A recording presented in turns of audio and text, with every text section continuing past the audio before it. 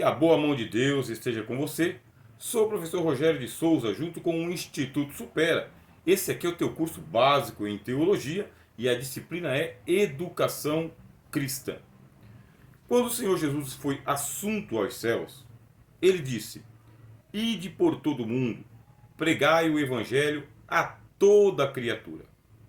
Isso está no Evangelho de Marcos. Mas quando nós lemos o Evangelho de Mateus, ele disse: ensinando-as a guardar tudo quanto vos tenho mandado. Qual é a diferença entre a pregação e o ensino? É a metodologia. A pregação, ela pode ser exercida por todos os discípulos do Senhor Jesus, mesmo que não tenha um preparo didático. É o dom do Espírito Santo para a anunciação do Evangelho, e no grego nós encontraremos a palavra querigma, isto é, pregação, proclamação. Quanto ao ensino, ele tem uma metodologia diferente. Tanto é que o apóstolo Paulo, na carta aos Efésios, diz que Deus estabeleceu na igreja, primeiro, os apóstolos, segundo, os profetas, terceiro, os evangelistas, quarto, pastores e doutores. Os teólogos ficam se perguntando se o doutorado, a doutoração, ser douto no Evangelho, é um dom distinto do pastorado ou se o pastor tem que ser doutor. O consenso da academia é este: o pastor deve ser um doutor no Evangelho, isto é, um professor, um ensinador da palavra de Deus. Vamos manter esta dicotomia. Pregação pode ser feita por todos os discípulos do Senhor Jesus, mesmo que não tenham preparo didático. Já o ensino não. O ensino exige um chamado específico para que o professor, o mestre, o ensinador, ele consiga entender muito bem as doutrinas do Evangelho, muito bem o material bíblico e depois, de uma maneira didática, isto é, do passo a passo, colocar os conteúdos da fé cristã, os conteúdos da doutrina bíblica, no nível da cristandade de todos os alunos. Neste primeiro vídeo, eu quero trazer você para uma reflexão sobre a importância da educação cristã. Se você ler o livro-texto que nós te enviamos, você vai ver aí no primeiro tópico, escrito assim: a situação da educação na sociedade hoje. O Ministério da Educação e Cultura, aqui no Brasil, ele vem trabalhando há muito tempo para o aperfeiçoamento da educação dos brasileiros. É inegável que, até o final dos anos 80, a evasão escolar era assustadora. O modelo de educação não favorecia que as crianças permanecessem na escola, que os adolescentes eles terminassem os seus estudos. A grande massa de adultos mal tinha completado o ginasial, que é o nosso ensino fundamental. Mal eram alfabetizados.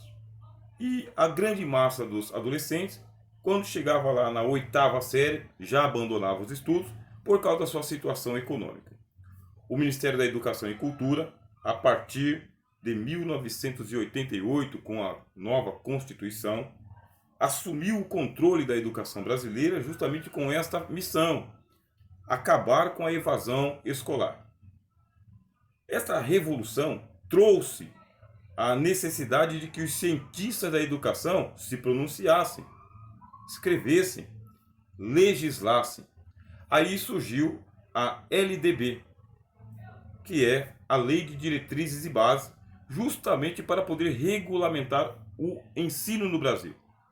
Sabendo que a educação superior ficou ao encargo da União, é uma educação federal, com as universidades. Já a educação básica ficou ao encargo dos estados e municípios, sendo que o dever do Estado é tomar conta do ensino médio e também do Fundo 2, do Fundamental 2. E as prefeituras vão ficar com a educação infantil e o Fundo 1. isto é, até ali a quinta ou até a sexta série. A partir desse momento, outras leis elas foram sendo criadas, muitas metodologias vêm sendo testadas, cada estado com a sua autonomia, até que recentemente foi lançado a BNCC, a Base Nacional Comum Curricular. Um documento muito bom, que regulamenta, sim, a qualidade da educação no Brasil. Quando nós lemos o documento nos seus pormenores, nós temos o que é de melhor na educação para a América Latina, para o Brasil, para o nosso continente. Agora, traduzir aquilo que está no papel para a sala de aula é um desafio para os professores, justamente porque a grande maioria de professores que está nas salas de aulas vem daquele modelo anterior à BNCC. Aprendeu com outras metodologias. Por isso existe a formação contínua dos professores. As graduações, pós-graduações, cursos de licenciatura e as formações internas que são oferecidas pelas instituições. Além disso, as leis que trabalham a educação em ciclos, não somente em séries. Sabe aquela forma de que se o aluno ele não passasse de ano, ele ficava na terceira série, na terceira série, na terceira série, na terceira série, até ele desistir? Isso já não é mais possível, porque a avaliação se dá no final do ciclo. E ainda assim, as leis, elas dão um incentivo para que o aluno ele seja aprovado, mesmo que ele não esteja muito bem habilitado para ir para o próximo ciclo, porque entende-se que ele deve terminar os seus estudos antes de alcançar a maioridade, sendo letrado, alfabetizado e tendo o domínio de habilidades que são chamadas de habilidades básicas. É uma coisa falar da educação aqui, onde eu moro, no estado de São Paulo.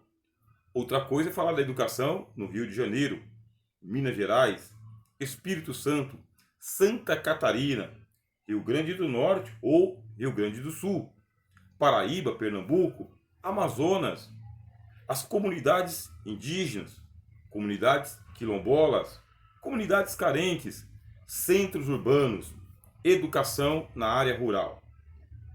Quer dizer, nós temos um Brasil muito gigantesco para ser abraçado por um só modelo de educação. E é aí que surge a presença do mestre, o mestre da educação, aquele que entende os documentos, aquele que entende as leis e aquele que entende a cultura da sua comunidade escolar. E o nível em que está todo o seu alunado, de meninos e meninas espalhados nas salas de aulas de todo o Brasil e em todos os níveis. Bom, esse contexto da educação que nós temos aqui no Brasil abrange também a educação cristã. Afinal de contas, os nossos meninos e meninas raramente vão ter oportunidade de ir para um educandário com orientação cristã. Você sabe disso. Nossos filhos e filhas, eles são educados nas escolas públicas, onde a escola ela é declarada como laica. Isto é, ela não tem uma religião oficial. Se os pais não têm condições de matricular os seus filhos em uma escola de orientação cristã, vai receber a educação laica. E aí virá a questão da educação, da inclusão. A inclusão das pessoas que têm necessidades especiais e também das chamadas minorias na sociedade. Com muitas ideologias, além de metodologias, além de tecnologias da educação. Nós temos a responsabilidade justamente de oferecer para os nossos filhos e filhas uma educação cristã pautada no Evangelho. Mas como fazer? Se nós não temos igrejas e escolas, se os nossos seminários cobram caro dos seminaristas, não tem um programa educacional que venha abranger os nossos filhos. É por isso que a igreja ela tem o recurso da escola bíblica dominical. Nós sabemos, pela história, que quando a escola bíblica dominical ela foi idealizada na Inglaterra, foi idealizada para a alfabetização dos meninos e meninas de rua, para que aquelas crianças que não tinham acesso a uma educação mais requintada, mais formal, recebessem as primeiras letras. E por isso, os primeiros professores da escola bíblica dominical eram também missionários, eram também pastores de igreja. Assim, a escola dominical passou a ser um espaço onde acontecia ali a alfabetização através da leitura da Bíblia. Mas não somente a leitura da Bíblia, porque os primeiros missionários, eles trabalhavam com gramática, matemática e também estudo de moral e cívica.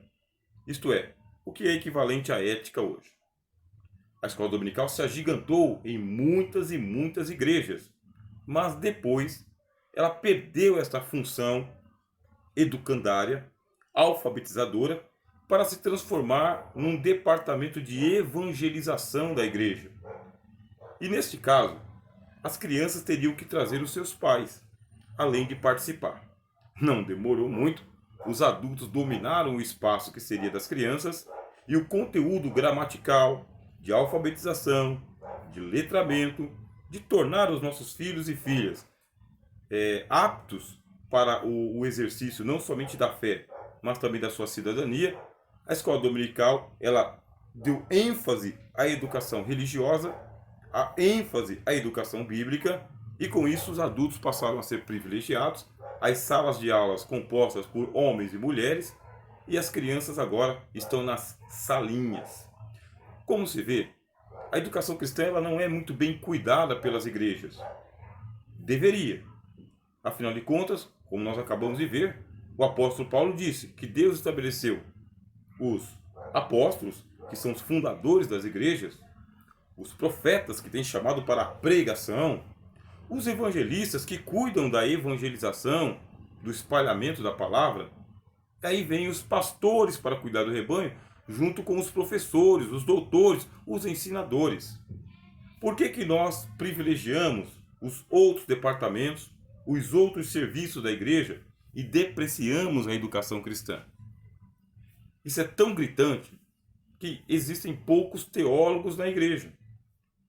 É tão gritante que aqueles que recebem alguma formação secular, acadêmica, do ensino superior, muitas vezes são contaminados com os conteúdos anticristãos, antiteístas, que negam as bases do evangelho, justamente porque a igreja ela não se pavimentou para tomar conta da educação, nem da humanidade e nem da cristandade. Mas eu quero agradecer a Deus porque vocês tomou uma atitude perfeita, que é o de investir na tua formação. E agradecemos a Deus que o Instituto Supera preparou essa grade curricular e na grade essa disciplina para tratar da questão da educação. Nós estamos passando por uma revolução muito grande, afinal de contas, as novas tecnologias da educação, elas são digitais, elas são virtuais, justamente para favorecer aquele aluno que não está em sala de aula, mas que pretende estudar. É o seu caso. Aqui você está numa sala de aula virtual, com um professor que você pode considerar um professor particular. E por quê? É você, o monitor, e o professor falando com você, no singular. Dificilmente você vai ter aí uma sala de aula na sua casa, onde 3 ou 4 pessoas estejam agora estudando com você. Provavelmente você pode estar até em trânsito, no ônibus, no metrô, no trem, no carro, ou no intervalo aí do seu trabalho. Essas novas tecnologias da educação é justamente para alcançar pessoas como você, que gostam de estudar, que precisam estudar, mas não têm aquele tempo de ir até a sala de aula. Será que a igreja está aproveitando esse recurso? Será que a igreja está entendendo que ela poderia muito bem se aparelhar para educar a cristandade através da escola bíblica dominical ou criar um seminário virtual para a formação, e eu vou dizer, formação acadêmica dos nossos irmãos e irmãs, ou formação simplesmente escolar dos nossos irmãos e irmãs, ou até mesmo uma educação superior dos nossos irmãos e irmãs. Aí a gente se pergunta, por que é que a igreja não faz isso? Por que a gente está deixando que apenas o Estado tome conta disso? Apenas o município toma conta disso? Por que a igreja não toma para si essa responsabilidade e recupera o tempo perdido. Vai ficar agora sob o teu encargo, porque é você quem está recebendo a formação. Sim, você que está participando aqui do nosso curso, você agora sabe muito bem que precisam de pessoas como você para dar o pontapé inicial, para alastrar a educação cristã em todas as bases, em todos os trabalhos, em todos os serviços que são prestados para a cristandade por intermédio da Igreja do Senhor. Quando você lê o livro-texto, o segundo tópico diz assim: o que vem a ser a educação cristã? Primeiro, a educação cristã, ela é o ensinamento passo a passo, didático, metodológico e objetivo da fé cristã. Esse é o primeiro elemento. Nós temos um livro chamado Bíblia, que é um livro didático. Esse é um livro multimilenar. E nele estão contidas todas as verdades de Deus para a humanidade, não somente para os cristãos, mas para toda a humanidade. A verdade que nós precisamos ensinar está na Bíblia.